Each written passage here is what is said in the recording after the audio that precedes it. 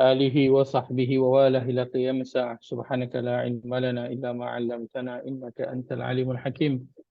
اللهم علمنا ما ينفعنا وانفعنا بما علمتنا وزدنا علما.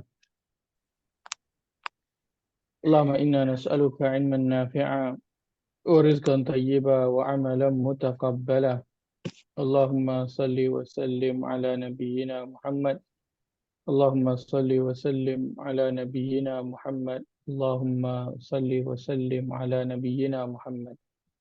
اللهم يسر ولا تعسر. ربي تمم بالخير. اللهم آمين. أما بعد. السلام عليكم ورحمة الله وبركاته. Alhamdulillah kita bertemu sekali lagi pada malam ini nak menyambung bincang kita dalam ayat surah dan larangan, insya-Allah. Malam ini insya-Allah kita nak melihat pada ayat yang ke-100 96. Kita baca ayat 196. Kita ada sikit lagi pada ayat yang ke-195. InsyaAllah kita nak lihat bahagian akhir ayat 195 itu. Dan kita nak masuk pada ayat yang ke-196. InsyaAllah.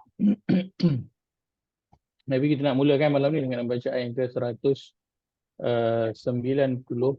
Dan akan lebih dahulu.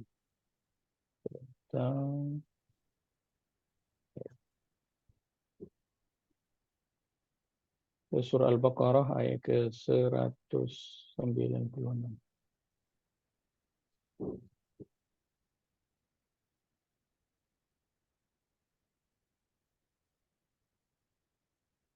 Pada halaman yang ke-30.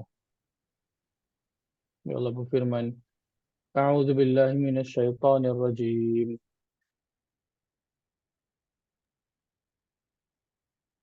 Wa atimmul hajja wal umrata lillah. Fa in uhsirtum famastaysara minal hadi.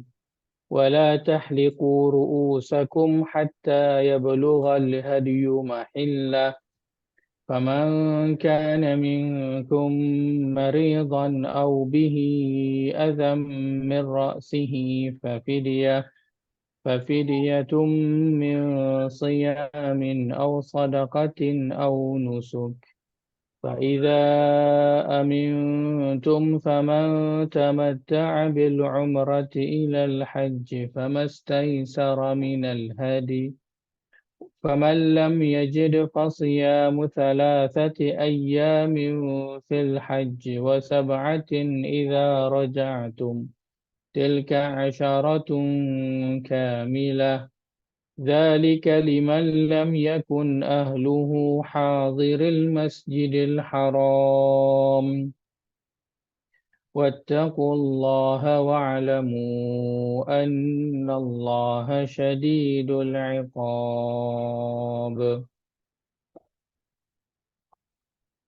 Terjemahan. Dan sempurnakanlah ibadah haji dan umrah kerana Allah. Maka sekiranya kamu dikepung dan dihalang daripada menyempurnakannya, ketika kamu sudah berihram, maka kamu bolehlah bertahallul serta sembelihlah dam yang mudah didapati. Dan janganlah kamu mencukur kepala kamu untuk bertahallul sebelum binatang dam itu sampai dan disembelih di tempatnya. Maka sesiapa di antaramu sakit atau terdapat sesuatu yang menyakiti di kepalanya, lalu ia mencukur rambutnya, hendaklah ia membayar fidyah, iaitu berpuasa atau bersedekah atau menyembelih dam.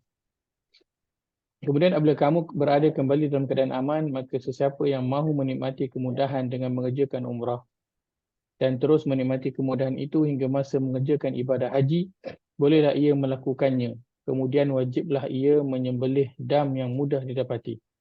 Kalau ia tidak dapat mengadakan dam, maka hendaklah ia berpuasa 3 hari dalam masa mengerjakan haji dan 7 hari lagi apabila kamu kembali ke tempat masing-masing. Semuanya itu 10 hari, cukup sempurna. Hukum ini ialah bagi orang yang tidak tinggal menetap di sekitar Masjidil Haram. Dan hendaklah kamu bertakwa kepada Allah dan ketahuilah bahawasanya Allah Maha berat balasan siksanya terhadap orang-orang yang melanggar perintahnya. Baik. Kita melihat sebelum ini pada ayat ke-185.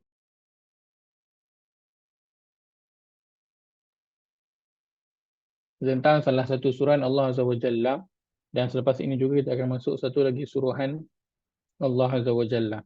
Pada ayat ke-195 ini kita telah melihat sebelum ini berkaitan dengan infak, dan kita telah sebutkan bahawa infak ini yang diinginkan oleh Allah Azza wa Jalla ialah berjihad dengannya, iaitu kita merasakan susah payah, sakit, luka dan juga seolah macam mati. Satu perasaan yang sangat berat apabila berinfak. Itu yang Allah sebutkan wajahidu bi amwalihim wa anfusihim, ataupun wajahidu bi amwalikum wa anfusikum, dan berjihadlah dengan diri, dengan harta dan juga diri. Allah sebut dengan harta dulu, kemudian baru diri, kerana infak umumnya ia adalah tentang harta. Kerana mungkin jika diberi pilihan untuk berinfak dengan perkara yang lain selain harta, maka ramai orang akan lebih rela melakukan yang demikian, kerana harta adalah sesuatu yang dekat dengan dirinya. Sebab itu harta yang Allah minta untuk dikeluarkan.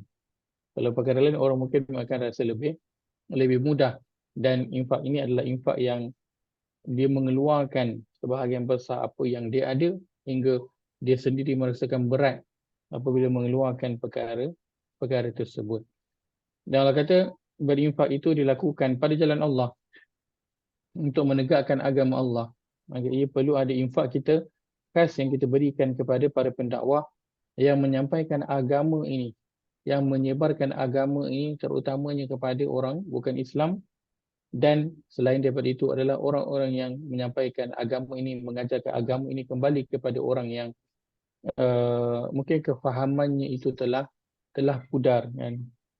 Seperti mungkin yang berada di Sabah dan juga Sarawak, ataupun di mana-mana pedalaman, kan? Kadang kampung orang asli itu bila datang orang Islam lepas tu tinggal, kan?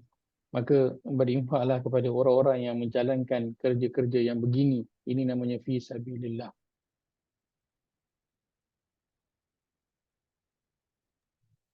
Selain daripada infak yang biasa kita lakukan kepada mana-mana tempat, mana-mana orang, anak yatim, orang miskin dan sebagainya.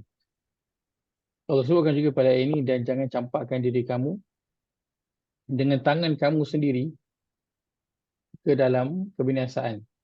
Jangan kamu sengaja mencampakkan diri kamu biaidikum, dengan tangan kamu sendiri ke dalam kebinasaan, iaitu dengan apa? Dengan bersikap bakhil itu.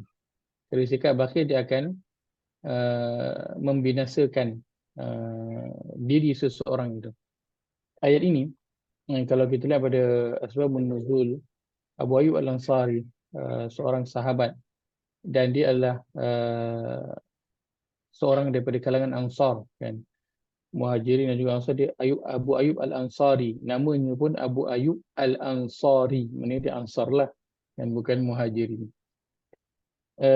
Apabila turun ayat ini, setelah berlalunya masa, maka terjadi satu peristiwa, iaitu seseorang yang ketika peperangan pergi menerjah masuk ke pihak musuh, lalu dia terbunuh. Maka orang yang melihat lelaki tersebut melakukan yang demikian, dia berkata dia ni telah mencampakkan diri dia kepada kebinasaan. Maka Abu Ayyub Ansari berkata, ayat ini turun kepada kami, iaitu kaum Ansar. Itu turun kepada kami, itu kaum Ansar. Ayat ini turun setelah hijrah Nabi SAW ke Madinah, dan ia berlaku lebih kurang ayat ini turun tahun 6 dan juga 7 hijrah. Maksudnya dah agak lama ketika berada di Madinah, itu lebih daripada 5 tahun dah.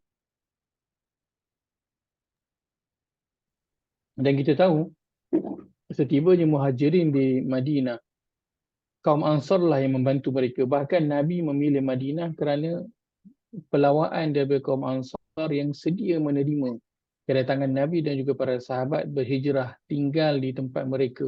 Mereka menyediakan segala keperluan dengan yang terbaik.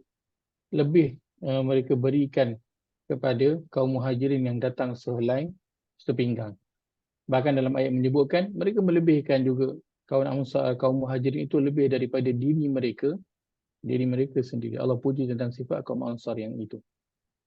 Dan setelah berlalu sekian masa, dah 6-7 tahun, maka kalau kita sebut tentang kerajaan di Madinah telah mulalah ada kestabilannya daripada sudut keberadaannya di Madinah, dari sudut pendapatan, dari sudut ekonomi.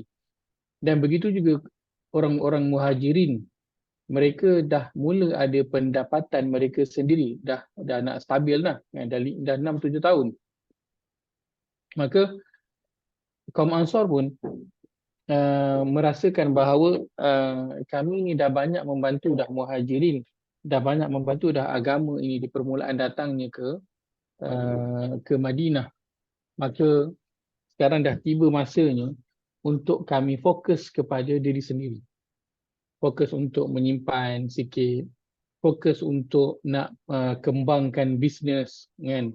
Mereka ada perniagaan, so nak mengembangkan perniagaan. So nak fokus guna untuk diri sendiri. Maka ketika itu turunlah ayat ini, Allah kata, dan berinfaklah pada jalan Allah dan jangan campakkan diri kamu kepada kebinasaan. Ia turun ketika kaum Ansar berkira-kira untuk mengambil keputusan tidak lagi mahu berinfak. Sebab semua orang dah boleh berjalan sendiri, dah boleh dapat pendapatan sendiri. Madinah pun dah okey, dah ada pendapatan hasil daripada peperangan yang hartanya yang ada di Baitul Mal. So sekarang bolehlah kami nak fokus balik pada diri sendiri, nak fokus pada family, nak fokus pada nak simpan, nak fokus pada perniagaan. Ya, maka turun ayat ini. Maka kebinasaan itu Allah gunakan perkataannya ketika mana kaum Ansar berniat untuk nak menghentikan infak mereka kepada kaum Muhajirin dan juga kepada agama. Baik. Itu kita sebut tentang asbabun nuzul. Berkaitan dengan ayat yang ke-195 ini. Tetapi para ulama menyatakan kebinasaan ini akan terus berlaku kepada umat-umat yang datang selepas daripada itu. Kan? Yang pertamanya kita nak melihat kepada apakah bentuk kebinasaan kebinasaan yang akan menimpa kepada seseorang itu apabila dia memilih untuk tidak lagi berinfak atau memilih untuk menyimpan lebih banyak dan mengeluarkan sekadar yang dia itu tak rasa keberatan, dia rasa macam biasa-biasa je. Dia tak rasa terganggu dengan amount yang dia keluarkan itu. Yang pertama ialah Allah akan mengganti dengan orang lain. Allah akan mengganti dengan orang lain. Kita lihat pada surah yang ke-47 ayat ke-38.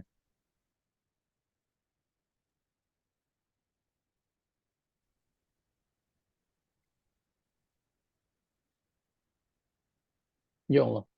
Saya yalah tulis kat sini daripada tadi ni. Tak nampak. Rupanya saya tak share screen. Patutlah saya dah ya tulis dah. Surah yang ke-47 ayat ke-38, ayat terakhir pada surah Muhammad.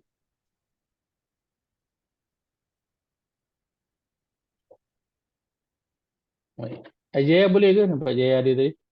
Ada. Boleh, Ustaz?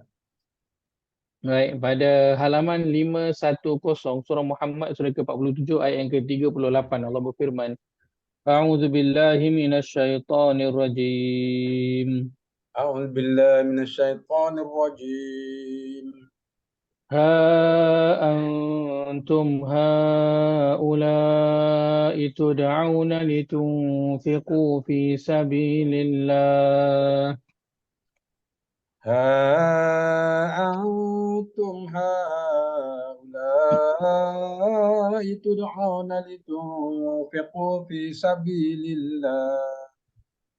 فمنكم من يبخل ومن يبخل فإنما يبخل عن نفسه فمنكم من يبخل ومن يبخل فإنما يبخل عن نفسه والله الغني وأنتم الفقراء والله الغني وأنتم الفقراء وإن تتولوا يستبدل قوما غيركم ثم لا يكونوا أمثالكم وإن تتولوا يستبدل قوما غيركم ثم لا يكونوا أمثالكم. Terjemahan. Ingatlah, kamu ini adalah orang-orang yang bertabiat demikian. Kamu disuruh supaya menderma dan membelanjakan sedikit dari harta benda kamu pada jalan Allah. Maka ada di antara kamu yang berlaku bakhil. Padahal sesiapa yang berlaku bakhil, maka sesungguhnya ia hanyalah berlaku bakhil kepada dirinya sendiri. Dan ingatlah, Allah Maha Kaya, tidak berhajat kepada sesuatu pun. Sedang kamu semua orang-orang miskin yang sentiasa berhajat kepadanya dalam segala hal. Dan jika kamu berpaling daripada beriman, bertakwa dan berderma, ia akan menggantikan kamu dengan kaum yang lain. Setelah itu, mereka tidak akan berkeadaan seperti kamu. Wa in tatawallau, kamu tak nak, kalau kamu tak nak ikut apa yang Allah perintahkan, kamu berpaling daripada apa yang Allah perintahkan, maka Allah kata yastabdil, dia akan menggantikan kamu dengan kaum yang lain, dan kaum yang baru itu tidak akan berkelakuan seperti kamu ini. Kalau kamu tak suka nak berinfak, tak nak berinfak, bakhil, maka kaum yang baru yang Allah akan ganti ini dia tidak seperti kamu. Dan ini ceritanya, kalau kita lihat dari aspek yang besar, ia adalah kepada satu daerah, kepada satu negeri, kepada satu negara yang penduduknya itu tinggi bakhilnya. Memang menjadi satu perangai dalam satu masyarakat itu semuanya kedekut, semuanya bakhil. Maka dia akan tertimpa kepada satu masyarakat, satu perkampungan, satu daerah tersebut. Ia tidak terkecuali. Allah menggantikan. Mungkin kita rasa macam sekarang ni macam mana cara dia, kalau dulu mungkinlah kan, mana yang engkar kepada Allah, Allah akan, setelah banyak kali peluang dan nasihat yang diberikan, Allah akan hantarkan kepada mereka azab, mereka mati kesemuanya dan datanglah generasi yang baru. Maka ia berlaku pada zaman kita dengan Allah akan menggantikan kita dengan orang lain, dengan Allah mematikan kita, dengan Allah turunkan kita daripada kedudukan kita dan bagi naik orang lain selain daripada kita. Lalu dia akan menggunakan jawatan dia dengan pendapatan dia yang besar itu tidak dengan bagaimana cara yang kita gunakan sebelum ini. Bentuk kebinasaan yang kedua, ialah Allah akan ambil semula. Kita lihat pada surah yang ke-18 ayat ke-42.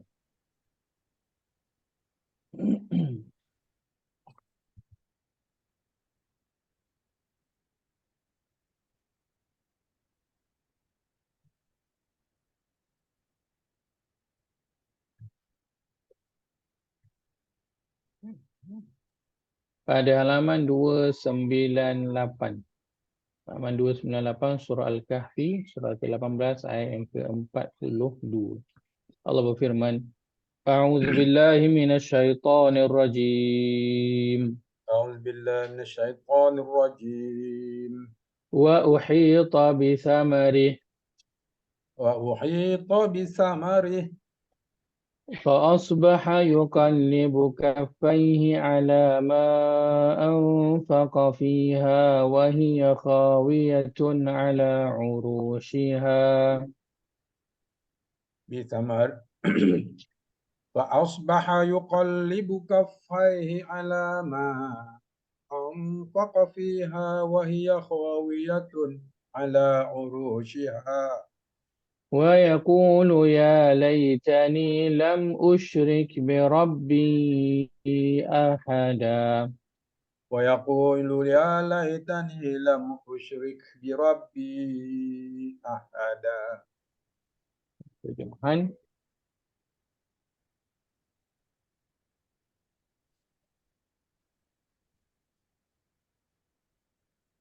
Dan segala tanaman serta harta bendanya itu pun dibinasakan.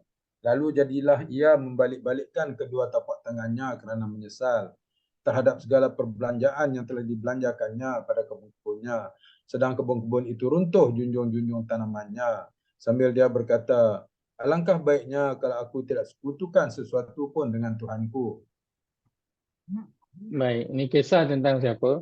Pemilik kebun. Yang dia rasa bangga dengan apa yang dia ada. Itu hasil usaha dia. Dia tidak mengaitkan itu dengan Allah SWT dan dia sombong dengan apa yang dia ada. Maka di penghujungnya Allah kata Allah hancurkan semua tanamannya. Lalu dia jadi apa?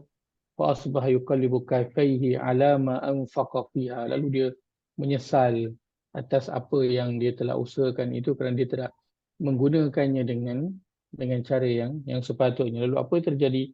Allah ambil kembali apa yang telah Allah berikan kepada dia.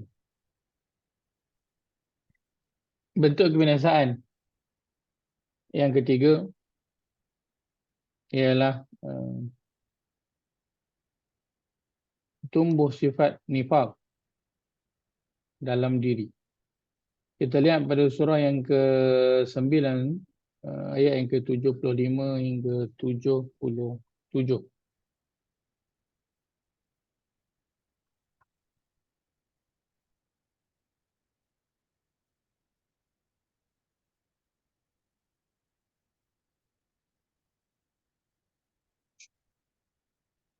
Pada halaman 199, ayat 75 hingga ayat yang ke-77, surah At-Taubah. Allah berfirman, A'udzu billahi minasyaitonir rajim. أعوذ بالله من الشيطان الرجيم. ومنهم من عاهد الله لئن آتانا من فضله ومنهم من عاهد الله لئن آتانا من فضله لئن آتانا من فضله لنصدقن ولنكونن من الصالحين. لئن آتانا من فضله لنصدقن ولنكونن من الصالحين. فلما آتاهم من فضله بخلوا به وتولوا وهم معرضون. فلما آتاهم من فضله بخلوا به وتولوا وهم معرضون. فأعقبهم نفاقا في قلوبهم إلى يوم يلقونه بما أخلفوا الله فأعقبهم نفاقا في قلوبهم إلى يوم يلقونه بما أخلفوا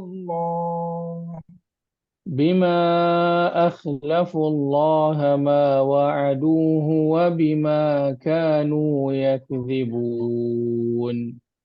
بما أخلفوا الله ما وعده بما أخلفوا الله ما وعدوه وبما كانوا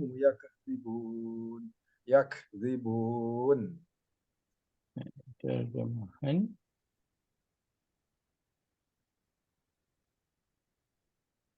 Ayat 76 dulu kan Ustaz? 75. Oh 75. Dan di antara mereka ada yang membuat janji dengan Allah dengan berkata, sesungguhnya jika Allah memberi kepada kami dari limpah kurnianya, tentulah kami akan bersedekah dan telah kami akan menjadi dari orang-orang yang soleh. Kemudian setelah Allah memberi kepada mereka dari limpah kurnianya, mereka bakhil dengan pemberian Allah itu, serta mereka membelakangkan janjinya, dan sememangnya mereka orang-orang yang sentiasa membelakangkan kebajikan. Akibatnya Allah menimbulkan perasaan munafik dalam hati mereka, berkekalan hingga ke masa mereka menemui Allah, kerana mereka telah memungkiri apa yang mereka janjikan kepada Allah, dan juga kerana mereka sentiasa berdusta. Baik. Ini antara kebinasaan yang akan tertimpa kepada seseorang, iaitu tumbuhnya sifat nifaq. Dan ini antara perkara yang biasa terjadi bila seorang itu nak bersedekah ataupun infak, dia doa, ya Allah tolong bagi aku rezeki lebih lagi. Sebab apa? Sebab aku nak sedekah lagi banyak. Bagi aku rezeki lagi banyak sebab aku nak bersedekah lagi banyak. Dan bila Allah beri harta yang lebih banyak, ternyata dia terasa lebih berat untuk nak bersedekah, ataupun tidak seperti yang dia doakan kepada Allah. Amountnya itu kan bertambah 10 kali ganda, tetapi sedekahnya ataupun infaknya itu tak bertambah, ataupun bertambah hanya 10% saja. Tak sesuai dengan apa yang Allah kurniakan kepada dia. Maka akibatnya ialah perasaan nifak akan mula timbul dalam diri dia. Kerana antara masalah besar orang munafik ialah dengan harta. Dengan harta.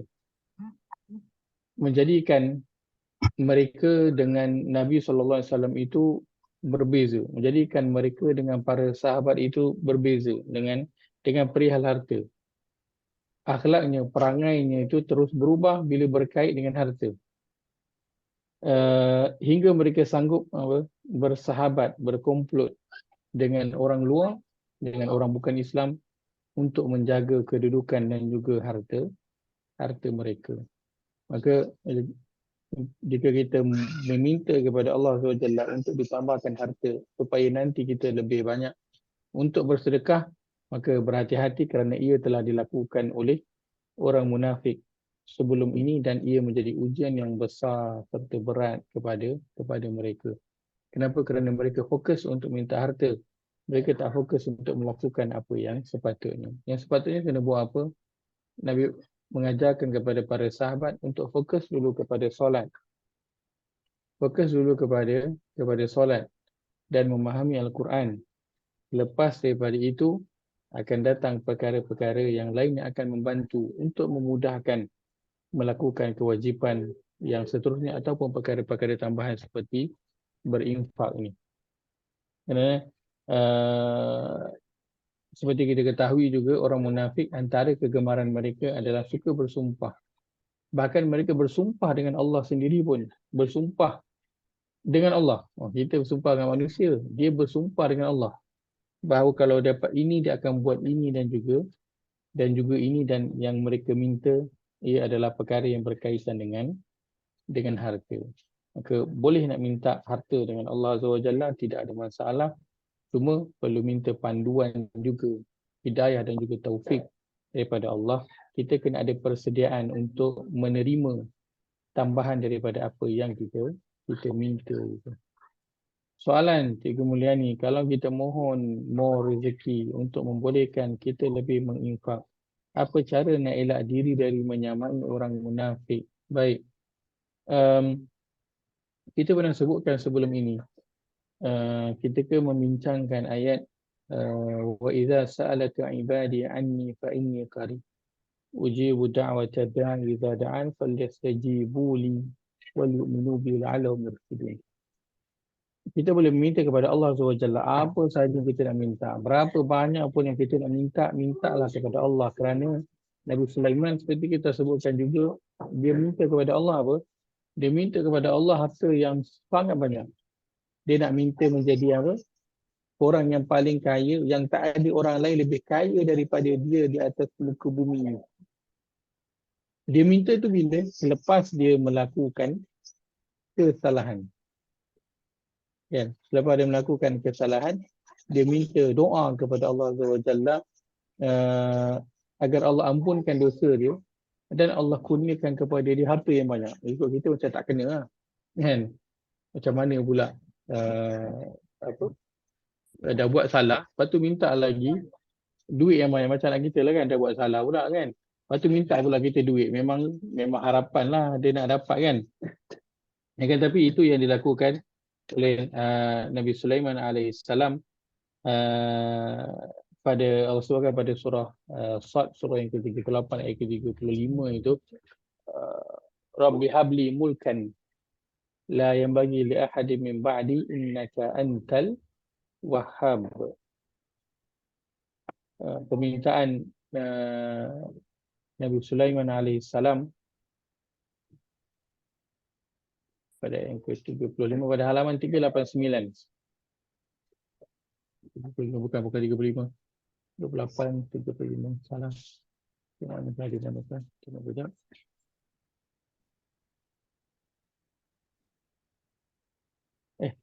Saya yang salah surah. Saya sebut surah Sad, saya buka surah 28. Sorry. Itulah Ustaz. Saya kata Ustaz ni kata 38. Buka muka surat lain. Mulut semua tu. Lain, patutlah lain. Dah panik lah. Baik, surah Sad, surah ke-38 ayat yang ke-35. Boleh pada ayat ke-34 itu Allah sebutkan, dan demi sesungguhnya kami telah menguji Nabi Sulaiman dengan suatu kejadian dan kami meletakkan di atas tahtanya kebesarannya satu jasad yang tidak cukup sifatnya, kemudian ia kembali merayu kepada kami. Katanya, wahai Tuhanku, ampunkanlah kesilapanku dan kurniakanlah kepadaku sebuah kerajaan yang tidak ada taranya dan yang tidak akan ada pada sesiapa pun kemudian daripadaku. Sesungguhnya engkau lah yang maha, yang sentiasa melimpah kurnianya. Allah bagi tak? Allah pun, maka kami kabulkan permohonannya. Nabi Sulaiman tidak buat salah. Kalau orang buat salah, dia buat apa? Dia minta ampun. Betul tak bisa minta ampun? Betul lah. Ampunkanlah kesilapanku. Betul. Tapi lepas tu, kurniakanlah kepadaku sebuah kerajaan. Nak minta sebuah kerajaan, sebuah harta yang banyak, yang tak ada orang lain dan seperti dia. Dan Allah highlightkan di hujung tu, di hujung doa Nabi Sulaiman itu disebut innaka antal wahhab. Sesungguhnya engkau Tuhan yang maha melimpah rezeki. Dia bukan sebut sesungguhnya innaka antal ghafurur rahim ataupun innaka antal tawwab, innaka antal ghafurul wahhab. Sesungguhnya engkau Tuhan yang maha pengampun, yang maha melimpah kurnia. Tak.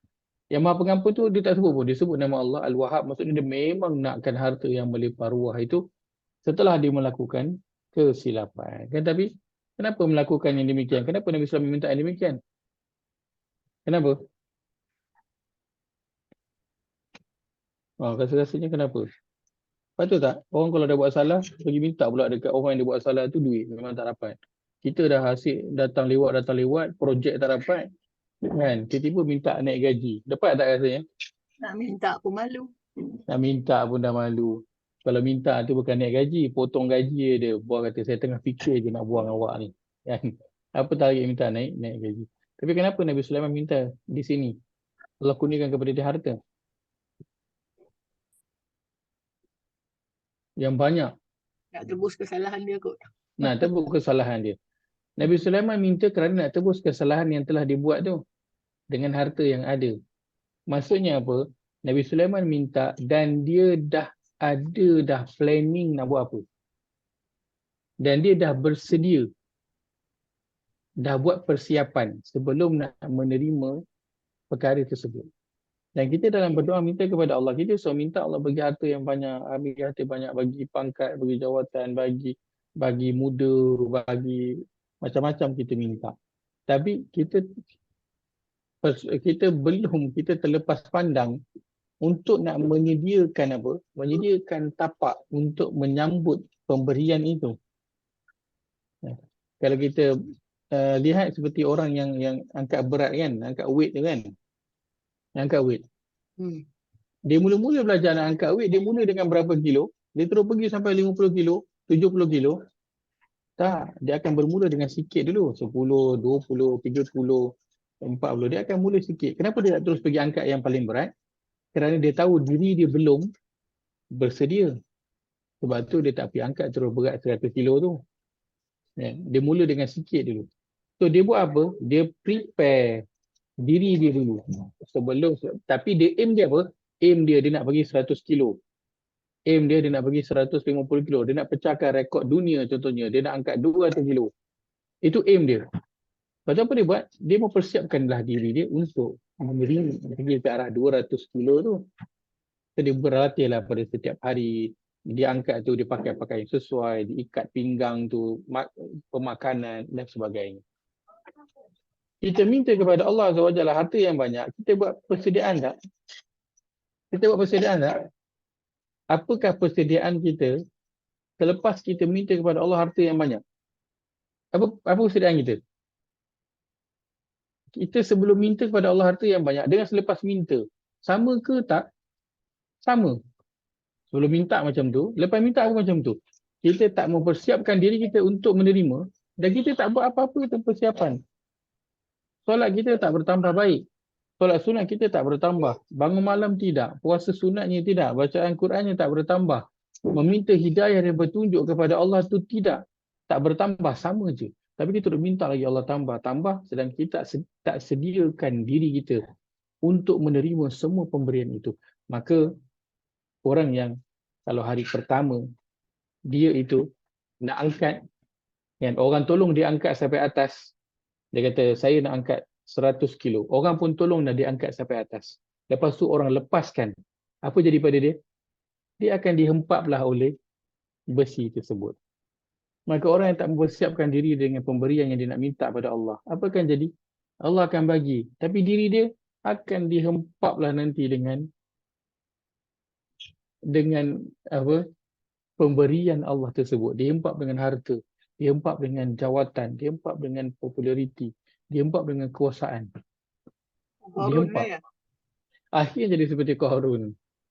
Dihempap oleh harta dia. Harta dihempap oleh harta, akhirnya dia ditimbus oleh tanah. Itu semua bercontoh orang-orang yang mereka tidak menyediakan diri mereka. Tak buat persiapan, tapi duk minta tambah. Persiapan tak buat. Kan? Macam mana orang boleh naik jawatan? Sebab diri dia tu ada persiapan. Dia tahu dia boleh bawa tugas itu, menggalas jawatan itu. Sebab tu dia minta, dia berani minta. Tapi orang yang dia tak ada persiapan, tak ada apa-apa preparation, dia minta jawatan, pergi panggil interview. Kenapa saya perlu bagi awak jawatan? Ceritakan saya jawatan ni, kalau awak dapat, awak nak buat apa? Dia tak ada idea pun nak kena buat apa benda. Tapi dia minta jawatan tersebut. Akhirnya tertimbuslah dia dengan jawatan tersebut. Ini seperti Allah sebutkan Allah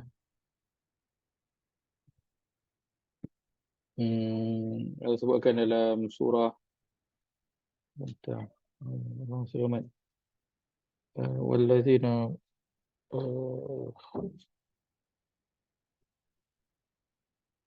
allazina zalamu ma utrifu fihi. Okay. Pada surah Hud, surah yang ke-11 ayat yang ke-116. Baik. Nanti boleh lihat. Baik. Maka menjawab soalan yang juga boleh disebutkan. Boleh ke kita nak minta Allah kurniakan kepada kita harta yang banyak tapi tak nak sama macam orang munafik? Boleh, tak ada masalah. Keywordnya ialah apa? Buat persiapan. Persiapkan diri kita untuk menerima nikmat itu. Supaya kita tidak terduduk, tidak tenggelam, tidak dihimpap oleh nikmat tersebut. Para sahabat, sebelum mereka menerima kekayaan, sebelum Allah berikan kejayaan, perang demi perang, sebelum Allah berikan negara, apa Allah berikan kepada mereka? Mereka mempersiapkan diri mereka dengan iman dulu. Iman mereka siapkan dulu. Bahkan kata-kata Ibnu Mas'ud, al-iman qabla al-Quran. Iman dulu perlu ada sebelum Quran. Para sahabat mereka menerima iman dan menguatkan dalam diri mereka iman dulu sebelum sampai kepada mereka Quran. Bila kita lakukan dia secara terbalik, kita pergi dekat Quran dulu tanpa ada iman, maka kita membaca Quran, akhirnya kita akan baca dengan bacaan yang kosong. Tidak meningkat iman itu. Kenapa? Kerana tidak ada iman sebelum baca. Maka orang baca kerana nak pelbagai perkara. Baca nak pahala, baca nak murah rezeki, baca sebab nak kebal, baca sebab nak apa ayat pengasih, macam-macam tujuan. Iman. Ibn Mas'ud kata, iman qabla al-Quran. Iman perlu ada dulu sebelum Quran. Maka sebelum nak mendapatkan harta, nak mendapatkan macam-macam yang Allah nak bagi atau muka bumi ni, apa perlu ada bekalnya? Iman dulu. Sebab itu iman dulu masuk pada para sahabat, Allah berikan kepada mereka harta, Allah berikan kepada mereka negara, Allah berikan kepada mereka jawatan. Apa jadi? Mereka sama. Tak ada apa perubahan pun pada diri mereka. Tapi orang munafik, iman tak masuk, Allah berikan kepada mereka harta. Apa jadi? Makin teruk jadi dia. Sebab itu para sahabat, mereka, kita tengok sejarah mereka. Umar Al-Khattab antara contoh yang biasa kita dengar. Sampai dia dah menjadi khalifah, memegang 2/3 dunia. Apa jadi pada dia? Berbeza tak? Sebelum naik jadi khalifah, sama. Tidur di bawah pohon kurma, memakai baju dengan ada 15 tampalan pada baju dia. Anak dia beli baju baru pun dia persoal kau dapat duit daripada mana. Dibimbangi, ada syubhah, dia suruh anak dia jual balik baju tu. Pada anak tu boleh pakai duit dia, tak ada kena-mena pun dengan dia. Tapi dia takut syubhah, dia suruh anak jual baju tu. Kenapa? Iman dulu masuk sebelum harta. Tapi kita, orang munafik itu, mereka iman belum masuk tapi duk sibuk minta macam-macam. Akhirnya tapak tu tak disediakan. Bila datang nikmat, dia habis. Lingkup habis dia. Dia yang dia yang dijadikan puppet. Dia yang dijadikan puppet. Dia yang jadi pak turut kepada harta dia. Bukan harta dia ikut dia. Maka nak buat apa? Boleh minta tak? Boleh. Nabi Sulaiman minta paling banyak. Paling banyak. Kan? So nak buat apa? Siapkan dulu iman. Siapkan dulu tapak untuk menerima pelbagai nikmat itu. Dengan apa? Bila kita minta sesuatu kepada Allah, minta sekali apa? Hidayah dan juga taufik. Agar apa Allah nak kurniakan kepada kita, Allah pimpin. Dan jangan lupa selitkan juga pada setiap doa kita. Apa pun yang kita minta, besar ataupun kecil, selitkan dia tu, ya Allah, kalau perkara ini baik, mudahkan. Kalau tidak, ya Allah, jauhkanlah daripada aku dan kau gantilah dengan apa yang baik kepada aku. Lah, kalau pakai baju macam tu tak presentable lah Ustaz, pakai berpada-pada. Betul. So pakai pakaian tak ada masalah, boleh pilih untuk pakai. Tak mestinya kena jadi seperti Umar Khattab. Umar Khattab dia level yang berbeza lah daripada kita. Kan? Nabi SAW pakaiannya tu cantik, presentable, kemas. Nabi tak berpakaian dengan pakaian yang kotor, yang berbau, busuk ke, tak presentable ke. Maka nak minta boleh, tak minta boleh. Tapi mintalah dengan sekali dengan hidayah. Supaya apa yang kita dapat itu Allah pimpin kita. Nak guna untuk apa seperti mana yang Allah berikan kepada Nabi Sulaiman alaihissalam. Maka yang ketiga, tubuh sifat nifak dalam diri, dan ini antara perkara yang kita bimbang. Kenapa? Kerana sifat nifak ini apabila ia mula tumbuh, dibimbangi dia akan makin mekar dalam diri. Kan bila tumbuh sifat nifak, maka sifat iman itu akan mula hilang, dan kita pun mengetahui diri kita masing-masing, tahap keimanan kita kepada Allah dahlah tak berapa besar sangat kan. Saya sebut tentang diri saya utamanya, kita dah tak berapa besar sangat iman tu. Bila masuk pula nifak lagi lah, bertambah kecil lah nilai iman itu dalam diri. Maka kita nak elakkan perkara-perkara ini daripada mula tumbuh dalam diri. Maka adakah kita kena berhenti minta murah rezeki ke, panjang umur ke, kesihatan ke, awet muda ke?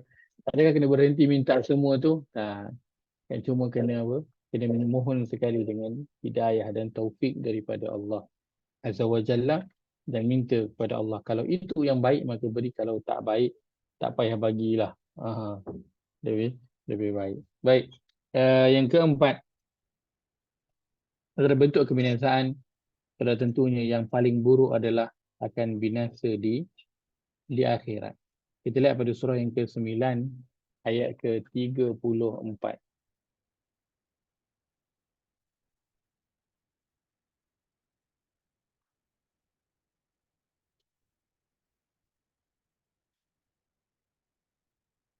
Pada halaman 192.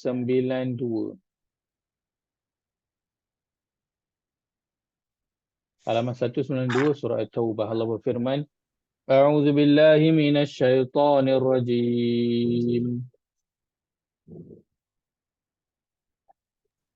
أعوذ بالله من الشيطان الرجيم.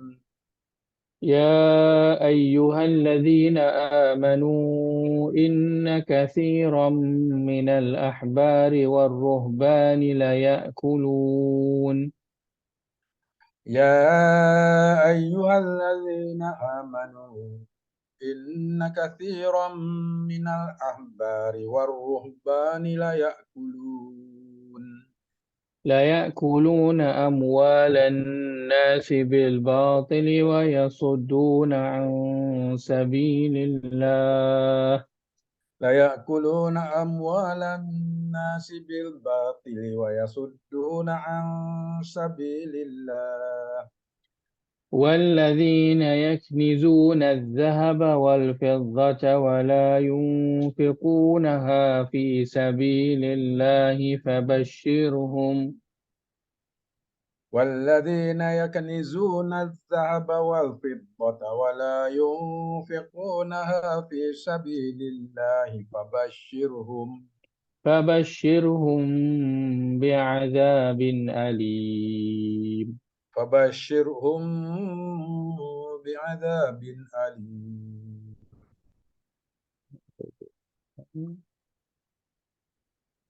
Wahai orang-orang yang beriman, sesungguhnya banyak di antara pendeta-pendeta dan ahli-ahli agama Yahudi dan Nasrani memakan harta orang ramai dengan cara yang salah dan mereka menghalangi manusia dari jalan Allah, yakni agama Islam. Dan ingatlah, orang-orang yang menyimpan emas dan perak serta tidak membelanjakannya pada jalan Allah, maka khabarkanlah kepada mereka dengan balasan azab seksa yang tidak terperi sakitnya. Itu kebinasaan di akhirat. Sebutkan umumnya jangan campakkan diri kamu kepada kebinasaan dan khususnya tentang perihal infak.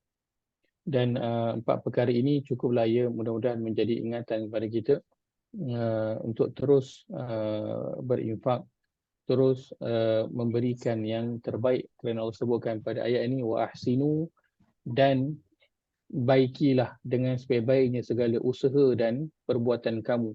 Beri yang terbaik daripada apa yang kita ada. Ketika mana diminta untuk berinfak, maka jangan kalau orang kata kita ni macam bajet-bajet punya orang kan, bajet-bajet, maka jangan jadi bajet ketika Allah minta untuk berinfak. Jangan jadi bajet ketika itu, kerana ia kesannya besar kepada kita. Wahsinu, dan berikan yang terbaik yang kita ada.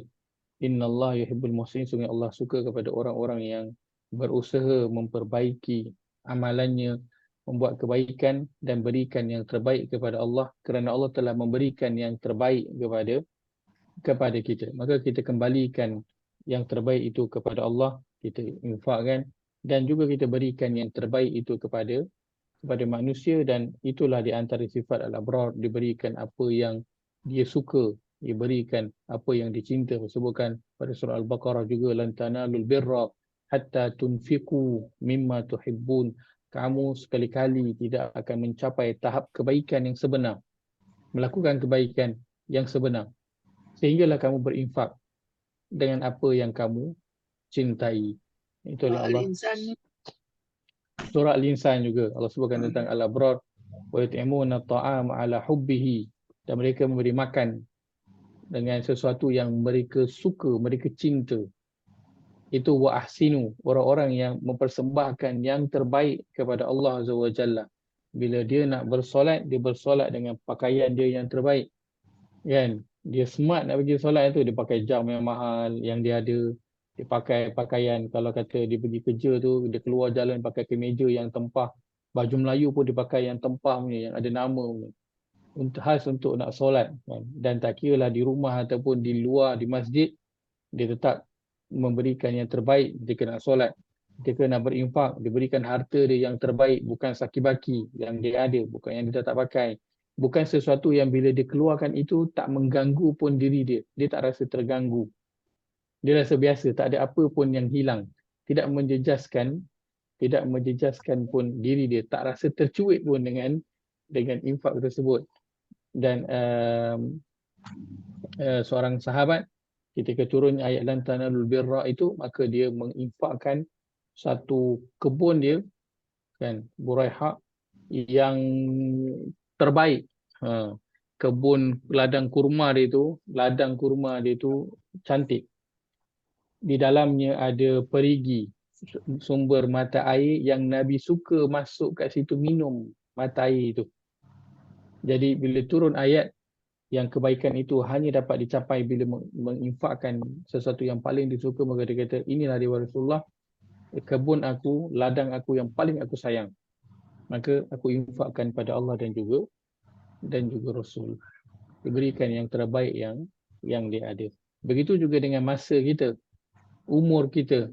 Kita berikan yang terbaik kepada Allah Azza wa Jalla. Masa yang terbaik adalah masa-masa sehari. Kalau kita lihat pada seharian, ya, kalau kita lihat pada umumnya umur, ia adalah pada masa muda. Masa muda ia adalah masa yang terbaik. Itu masa yang perlu diberikan kepada Allah.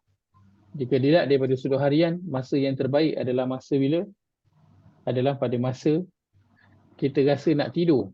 Kan? Kita rasa nak tidur. Waktu itulah masa yang terbaik Allah panggil untuk bangun solat, meminta kepada dia.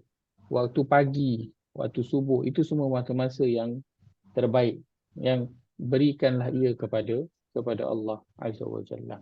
Dan umumnya ayat ini nyatakan Allah melarang seseorang itu melakukan perkara yang mendatangkan mudarat kepada diri. Apa pun. Orang selalu sebut ayat tentang rukuk. Inilah dia ayat tentang rukuk yang menyatakan ia adalah haram. Dan dia termasuk apa pun bentuk mudarat. Kan, makan dengan berlebihan. Kita kalau cuaca panas ni kan, pergi berdiri tengah panas tu. Kan, sampai pengsan ke, dehydrated sampai pengsan, itu perkara yang mudarat. Kita membawa kenderaan secara berbahaya di jalan raya, memudaratkan diri ataupun orang lain. Itu perkara yang dilarang. Kalau saya nak beri makan makanan yang saya paling suka, tapi makanan tu tak pula disukai oleh orang penerima tu, macam mana? Kenalah beri apa yang disukai oleh bakal penerima, not what I like. Okey, baik. Memberi makan yang disukai itu umum, sama ada kalau kata kita nak bagi pada orang yang kita tak kenal dia, kita nak bagi macam mana, bagilah pada makanan yang kita suka. Tapi kalau kita kenal orang tu, kita bagi makanan ni, dia tak suka ni, bukan selera dia ni. Kita tahu apa yang dia paling suka, maka bagilah pada dia makanan yang kita tahu dia itu paling suka. Tapi jika umum kan, kita memberi infak kepada mana-mana tempat, maka berilah yang paling kita suka. Baik, ayat ke-196 kita nak lihat sikit. Bagaimana auzubillahi minasyaitanir rajim, wa atimul hajja wal umrata lillah. Dan sempurnakanlah ibadah haji dan umrah kerana Allah. Maka dia masuk sekarang ini ayat 196 bercerita tentang umrah. Di awal sebelum ini bercerita tentang puasa. Kemudian bercerita tentang perang dan juga infak selepas itu, dan sekarang dia bercerita tentang haji dan juga umrah. Apa kaitannya? Dia bermula dengan cerita tentang puasa pada ayat yang ke-183, kemudian cerita tentang perang ataupun jihad. Kemudian bercerita tentang infak, dan sekarang dia bercerita tentang haji. Apa kisahnya?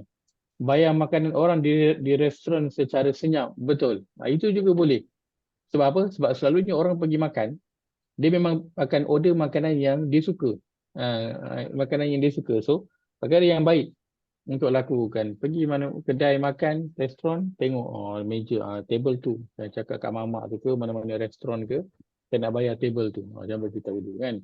Itu juga antara perkara yang suka dilakukan oleh arwah abang bocil.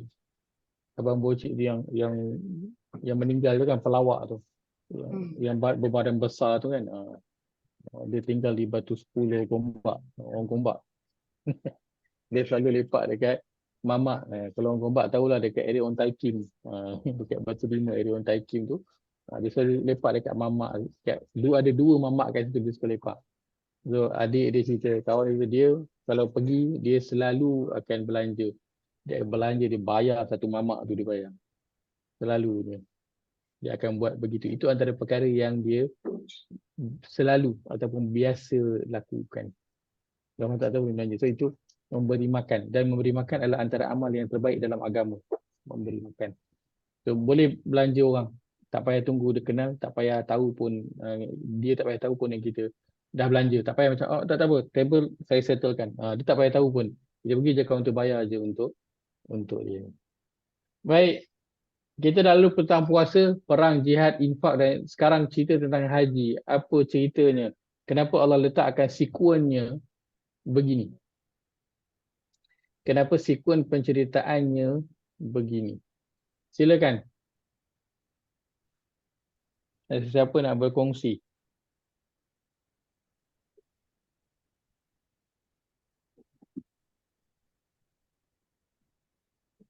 Ada, tak ada? Dia suruh impak dulu baru pergi haji ya Ustaz.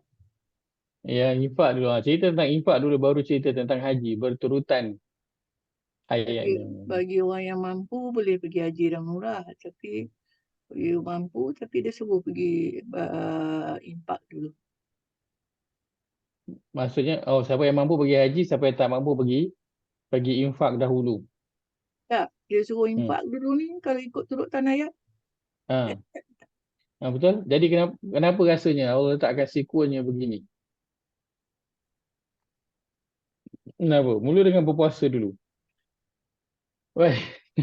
Sebab sebabnya haji ni dia bagi yang mampu aja kot. Tapi yang impak ni dia tak kira mampu tak mampu, dia masih boleh impak kan. Dia tak semestinya harta aja, benda lain pun dia orang boleh impak. Ilmu ke apa kan. Betul, betul. Haji tak semua mampu, infak dia mampu dilakukan oleh semua orang mengikut kepada kemampuan dan keupayaan masing-masing dan kelebihan apa yang Allah berikan kepada dia. Masya-Allah. Jazakallahu khairah. Lain, silakan.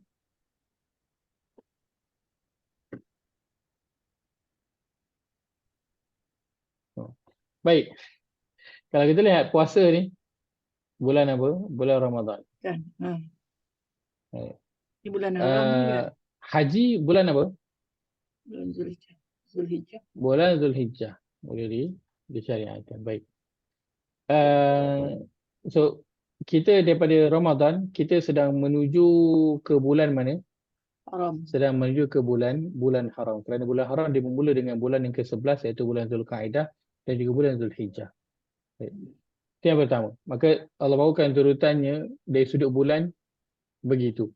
Dan sebenarnya untuk orang-orang Arab, bulan Syawal dia dah masuk bulan yang mereka anggap bulan haji. Mereka dah anggap bulan haji sebab orang Arab cerita tentang raya dia panjang tak berapa panjang sangat. Cerita tentang hari raya dia tak berapa panjang. Dia raya pertama yang meriah, kemudian dia adalah hari-hari yang biasa-biasa je. Dia tidaklah semeriah kita sampai sebulan. Kenapa? Kerana bila dah masuk je bulan Syawal, dah habis Ramadan. Orang dah taqabbalallahu minna wa minkum pada bulan Syawal itu, pada hari pertama dan beberapa hari yang awal, maka selepas itu kan, semua dah mula ambil mood untuk apa? Dah mula ambil mood untuk haji. Orang dah mula looking forward untuk haji. Maka Allah bawakan sekuen ceritanya itu berdasarkan kepada bulan. Baik, kemudian kita lihat juga bila kita tengok pada ayat yang tentang perang dan juga jihad sebelum ni, ayat 194, ayat 193, Allah sebut tentang perang dan fokusnya di mana? Fokusnya di Masjidil Haram. Kan? Dilarang untuk berperang di Masjid Al-Haram. Tapi kalau kamu diserang maka boleh je kamu membalas balik serangan itu walaupun ketika itu berada di Masjidil Haram. Kenapa? Kerana wal fitnatu asyaddu minal qatl. Kesyirikan itu adalah lebih utama, lebih besar masalah untuk diselesaikan berbanding dengan berperang di Masjidil Haram. Kerana Masjidil Haram walaupun dia adalah mulia, tetapi dia tetap adalah apa? Dia tetap sebuah masjid. Yang perlu ditegakkan adalah apa? Tauhid ataupun akidah, pengabdian diri hanya kepada Allah semata-mata. Itu yang paling utama. Katakan kita berada di satu tempat yang tak ada langsung masjid. Kita tetap tak perlu sembah Allah?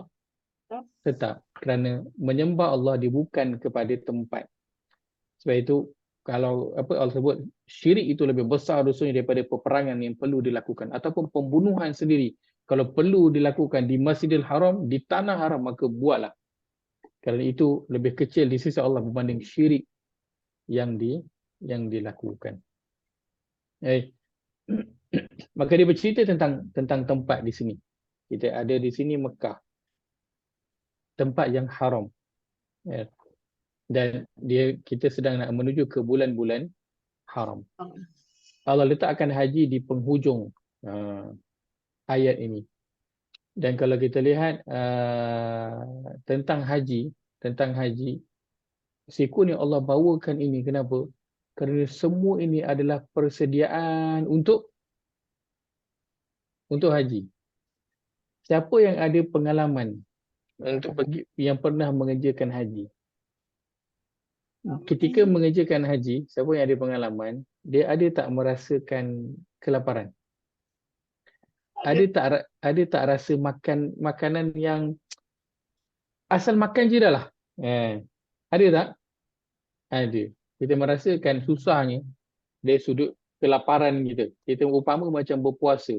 Kita tak ada orang pergi haji, dia duduk tersandar kenyang. Tak ada. Mesti dia berada dalam keadaan yang makannya itu cukup-cukup. Ada orang yang makan memang setakat ala kadar. Kan?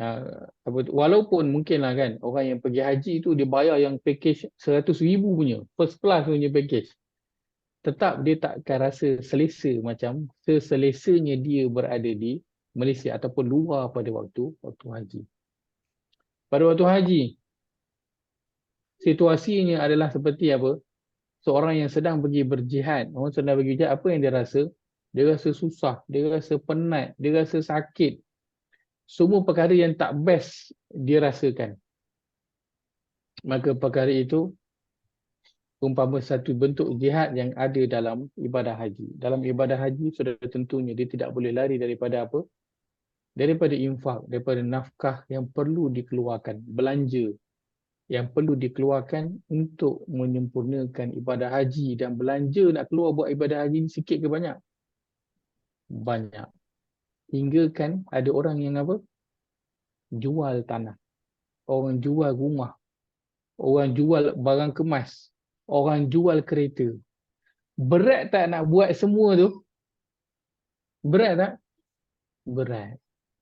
Dan kita sebut tentang infak, dia adalah sesuatu yang apa sampai mencuit kita. Sampai kita rasa macam, aduh, berat ni, banyak ni. Kan? Itulah yang ada pada haji. Belanjanya 100,000, 60,000, 30,000. Memang dengar puluh-puluh ribu je lah nilai dia. Tak ada dah dengar ibu-ibu, belah-belah ribu, tak ada lah. Tak ada dah. So dia satu bentuk belanja yang besar yang perlu dikeluarkan. Yang apa? Yang seseorang itu rasa walaupun mungkin dia banyak duit tapi tetap dia rasakan besarnya belanja ni. Dia nak keluar 60,000, 100,000. Walaupun dia banyak duit tapi tetap pada dia besarnya belanja nak bawa keluar untuk nak menunaikan haji ni. Maka Allah letakkan di hujung dan ayat dia Allah letakkan simple je, wa atimul hajja wal umrata lillah. Simple je, tak panjang pun. Ceritanya tak ada panjang-panjang, simple je di awal itu. Dan sempurnakanlah ibadah haji dan umrah kerana Allah. Kalau ayat puasa, wahai orang beriman, telah diwajibkan ke atas kamu berpuasa. Seperti mana telah diwajibkan umat-umat sebelum kamu, mudah-mudahan kamu bertakwa. Cerita tentang perang dan juga jihad. Kalau bunuhlah mana saja yang kamu jumpa mereka itu. Dan kalau mereka perangi kamu, maka perangilah balik walaupun ketika itu berada di Masjidil Haram. Ayat itu panjang cerita. Cerita tentang infak dan berinfaklah pada jalan Allah dan janganlah mencampakkan diri kamu kepada kebinasaan. Kemudian sampai haji, wa timul hajja wal umrata lillah. Sempurnakanlah ibadah haji dan juga umrah kerana Allah. Ini nak bawa intipati kepada apa yang dilakukan sebelum ini, ia akan menjadi bermakna apabila dilakukan apa dia? Lillah. Nilainya adalah pada lillah. Sebab itu kalau kita ke solat, kita ke solat, kalau orang yang membaca niat, dia baca niat itu apa? Usalli salatal maghribi salasa raka'atin adaan ma'muman lillah. Kalau dia baca semua niat tu, dia nak puasa. Nawaitu sawma ghadin an adai fadhi syahri Ramadan hadhihi sanati lillah. Dia baca niat puasa yang panjang tu. Dia baca niat solat yang panjang tu. Tapi tak ada lillah. Ada nilai tak solat dan puasa dia? Tak ada nilai. Walaupun dia dah bersusah payah, dah mengeluarkan belanja. Tak ada nilai. Jika tidak ada lillah. Beza ayam yang halal dimakan dan ayam yang tak halal dimakan. Dalam surah Al-An'am menyebutkan, kedua-dua ayam itu, binatang itu disembelih. Tapi satu jadi bangkai, satu lagi boleh dimakan. Bezanya pada apa? Pada pisau ke? Pada binatang yang disembelih? Pada umur binatang? Pada besar binatang? Pada saiz dia? Tak. Tapi pada apa? Pada disebut nama Allah ataupun tidak. Nama yang apa? Lam yazkurismallahi alaih. Nama yang tak disebut nama Allah, dia tak jadi. Dia akan jadi bangkai. Bezanya di mana? Lillah. Ini poin yang Allah nak sampaikan. Allah cerita tentang puasa, cerita tentang jihad, cerita tentang infak. Sampaikan ni dia. Semua penat lelah itu dia terkumpul pada haji. Tapi kalaupun kau dah keluarkan harta yang banyak, kau dah bersusah payah, kalau tak ada lillah, semua itu tak ada nilai. Bawa keluarlah berapa banyak pun. Susahlah macam mana susah pun. Lillah itu tak ada, maka Allah tidak memandang walaupun sedikit. Maksud wa atimul Lillah haid ni.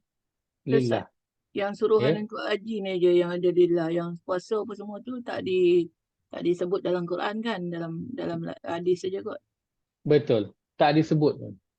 Tak disebut pun. Yang ni je. Ini saja dalam Quran khas Allah sebut tentang haji saja. Kenapa? Kerana kat haji dikumpul semua yang lain tu terkumpul. Dalam Sebab haji itu terkumpul semua ada ada solat. semua dalam haji tu ada semua yang kita buat tu tak? Yang Semua solat, ibadah yang puasa, wajib ada solat dalam ni ada puasa, dalam ni ada keluarkan duit yang kita panggil zakat ataupun belanja. Semua Dam. ada dalam ni yang wajib. Islam tu paling utama sekali kan. Islam tu kena ada. Semua ada dalam haji.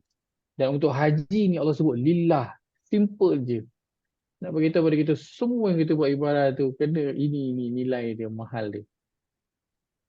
Buatlah haji berapa kali, umrah lah berapa kali, infak lah berapa banyak pun. Jika tidak dilakukan lillah, tak ada nilai. Sebab itu bila nanti di penghujung surah Al-Baqarah ni, Allah kembali bercerita tentang infak. Dan Allah cerita tentang orang yang dia berinfak dalam keadaan riak. Orang yang berinfak, kemudian disebut-sebut. Dia ungkit-ungkit, dia cerita-cerita balik. Apa jadi? Hilang semua. Kenapa? Tak dilakukan lillah. Orang munafik yang bersolat, dapat tak dia ganjaran, walaupun solat belakang Nabi, tak dapat. Kenapa? Kerana dia tak dilakukan lillah dalam hati dia. Walaupun mungkin mulut dia sebut lillah, tapi dalam hatinya itu bukan lillah. Tak. Sebab itu perihal haji ini, ibadah yang paling besar yang perlu diberi perhatian. Dia macam once in a lifetime punya chance, betul tak nak dapat pergi lagi, walaupun duit banyak. Maka sebab itu Allah tekankan tentang haji ini lillah. Dia macam peluang sekali seumur hidup. Kalau ini gagal lah. Yang lain itu mencabar untuk dilakukan juga untuk lillah. InsyaAllah kita akan sambung pada minggu depan. Berhenti setakat itu dulu. Ulu qawli hadha wa astaghfirullahal azim li wa lakum. Allahumma ja'al hadha jama'ana jam'an